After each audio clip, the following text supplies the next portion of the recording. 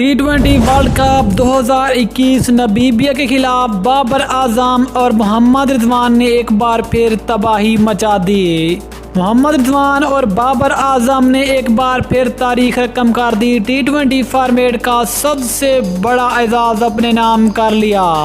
आखिरकार नामीबिया के खिलाफ दोनों ने कौन सा बड़ा एजाज अपने नाम किया है, मुकम्मल तफसील से बात करेंगे इस वीडियो में। लेकिन मजीद आगे बढ़ने से पहले चैनल को सब्सक्राइब करके साथ में लगी घंटी के बटन को दबा दें ताकि क्रिकेट से जुड़ी तमाम तरह खबरें दिखा शेड्यूल आपको सबसे पहले जहां पर। अस्सलाम वालेकुम, वेलकम टू सैन स्पोर्ट्स।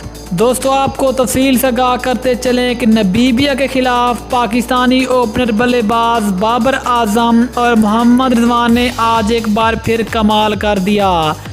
एक बार फिर दोनों ने 100 रन से ज़्यादा की शिराकतदारी की और इस तरह बाबर आजम और मोहम्मद रिजवान T20 फॉर्मेट की दुनिया की वो पहली ओपनिंग जोड़ी बन गई जिन्होंने ज़्यादा मरतबा T20 फॉर्मेट में 100 से ज़्यादा रन की शिराकतदारी की।